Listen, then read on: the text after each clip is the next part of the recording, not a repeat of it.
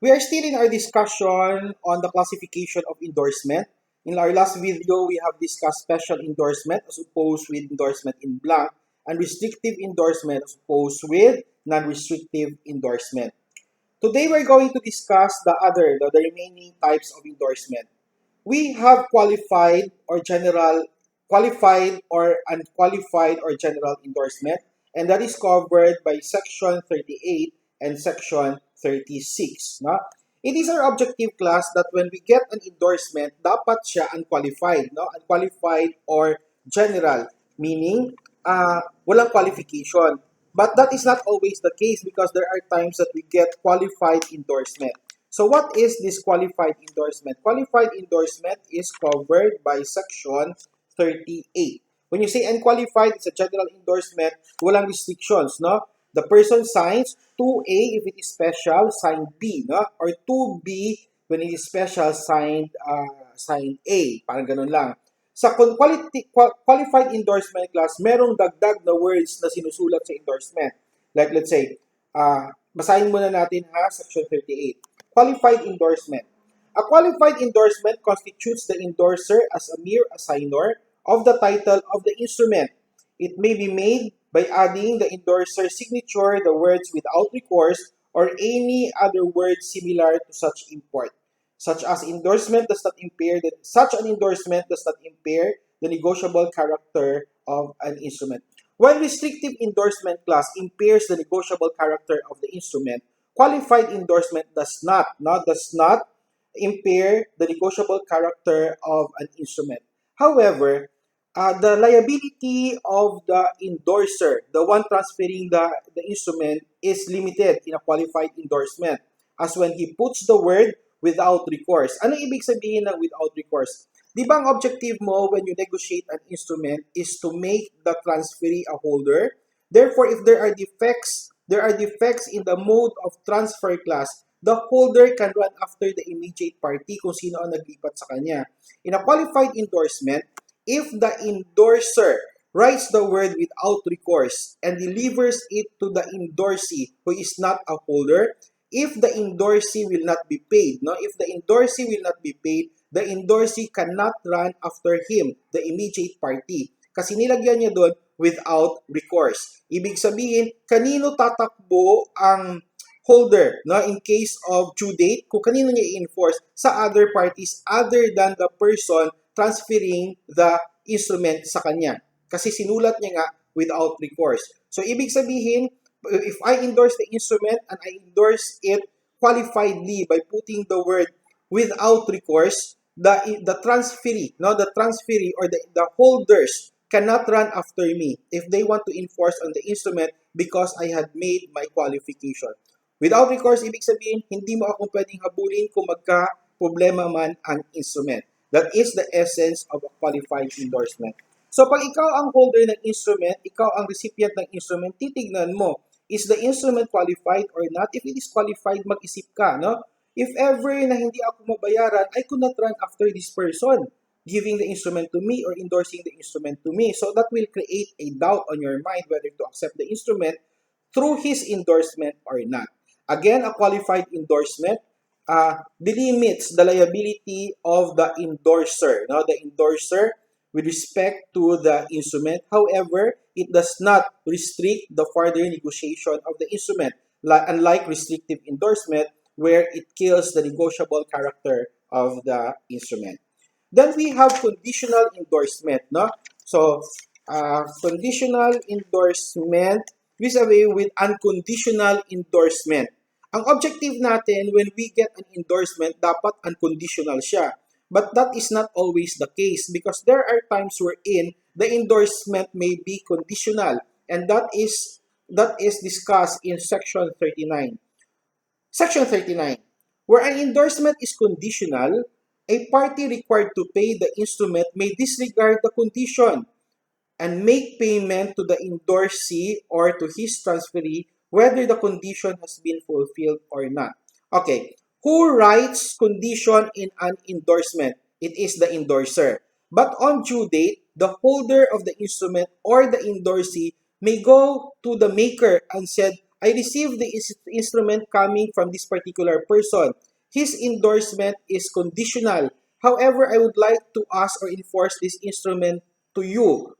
Tapos binayaran siya ng maker who is the person primarily liable. Pwede bang iset aside ng maker ang condition and consider it as if it is not written? The answer is yes. Okay? So, scenario, maker primarily liable gives the instrument to the payee. Payee endorses it to another person, let's say to A, no? Payee endorses the instrument to A. A endorses the instrument to B, and the endorsement of A to B is conditional.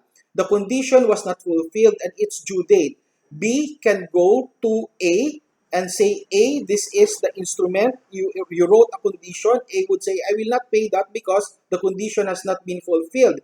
What is the recourse of B? Go to the maker, the person primarily liable, and have the instrument enforced because the maker has the power, no? Has the power whether to honor the condition or not. Okay? Clear tayo dyan, class, ha? But any person to whom an instrument so endorsed is negotiated will hold the same or proceeds thereof subject to the rights of the person endorsing conditionally. Okay? So in that case, class, pwedeng bayaran ang instrument even if it is subject to the condition and the condition was not fulfilled. You can enforce it to other parties who did not place the condition. Okay? So, yan, Section 39. Section 40. Now, Section 40 speaks of successive endorsement, other kinds of endorsement. Okay, endorsement of an instrument payable to bearer. When an instrument payable to bearer is endorsed specifically, it may further be negotiated by delivery, but the person endorsing specially may be liable as endorser only to the holder of the title, making it through his endorsement. Let us review. A bearer instrument can be negotiated by delivery even without endorsement. An order instrument should be endorsed and at the same time delivered. What happens if a bearer instrument which should have been negotiated by delivery was endorsed by the person holding it? No? Ano ang mangyayari? Nag-change ba ang character ng instrument from bearer instrument? Now it becomes order instrument? The answer is no. It remains to be a bearer instrument. The only consequence is that he who attaches his signature on the instrument will be liable as if he is an endorser because his signature appears on the instrument. Unlike when an instrument payable to order and you endorse it in blank, it is converted to bearer instrument, diba?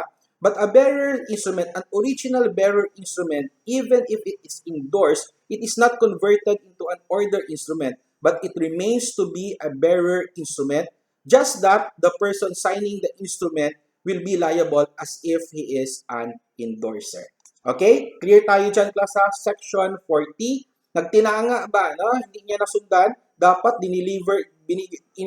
ninegotiate niya lang ang bearer instrument by way of delivery. Ang ginawa niya, di-endorse niya and deliver. May tracer ngayon ang pangalan niya. Okay? So, take note of that. 41. Endorsement were payable to two or more persons.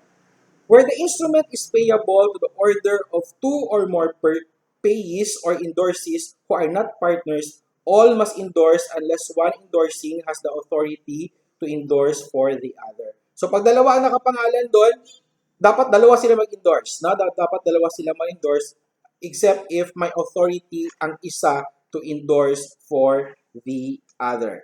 Now, what is the effect of an instrument drawn or endorsed to the person of the cashier? To the cashier of this particular institution. Anong effect niya pag ganyan nakasulat?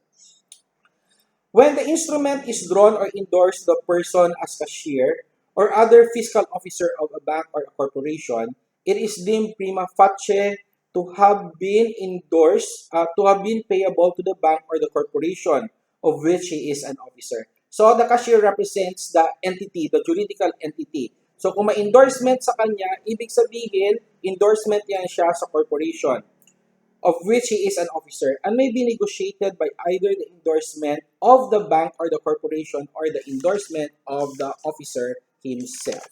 Okay? That is endorsement by a cashier.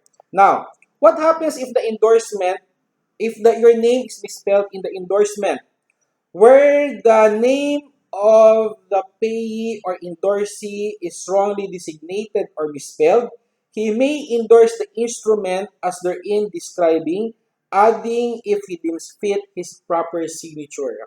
To Fidel, ang spelling is F-E-D-D-I-L. No? Mali yan siya. No? Dapat F-I-D-E-L. So anong gagawin ko? I will endorse it the wrong way, F-E-D-I-L, tapos isusulat ko sa ibaba ang correct spelling ng pangalan ko. Okay? That's how to endorse a misspelled name. If you endorse to a representative capacity class, and that is covered by Section 44, you disclose your principal. Na? Section 44, where any person in under obligation to endorse in representative capacity, he may endorse at such terms as in negativing his personal liability. How may an agent negate his liability? Number one, he should act within his authority. Number two, he should describe, no? He should disclose his principal. And number three, he should describe his capacity as an agent. So disclose your principal, act within the authority, and indicate therein that you are just an agent working for your principal. Time of endorsement, 45. Na? Except where the endorsement bears the date after the maturity of the instrument, every negotiation is deemed prima facie to have been effected before the instrument is overdue. So if it is not dated, the presumption there is that the instrument was issued before it was overdue. Because in the hands of a holder in due course class, dapat natanggap niya yung instrument. The presumption is that he accepted the instrument before it became overdue. No? In that way, the presumption is the holder is a holder in due course. Place on endorsement, the place where it is dated. No? That is covered by Section 46. No? Now, 47 indicates the continuation of a negotiable character of the instrument. Once negotiable, it continues to be negotiable except when. Na, may mga exceptions siya. So if it will not fall under exception, the presumption there is that it continues to be negotiable. An instrument negotiable at its origin continues to be negotiable unless it has been restrictively endorsed or discharged by the payment otherwise. How will you restrict the further negotiation of the instrument? By restrictively endorsing it. Okay? So those are the things that you have to remember. Striking out endorsement class which are not relevant to your title. No? Kailan ito nangyayari? Umikot ang instrument, so in between, pwede mo munang ma-strike. No? Pwede mo nang ma-strike. As when no? An instrument was issued, it says, was endorsed. 2A signed P, no? The payee. Tapos si A naman, in-endorse niya kay B, 2B signed A. Tapos si A, in-endorse niya kay C, no? 2C signed B. Therefore, bumalik ang instrument kay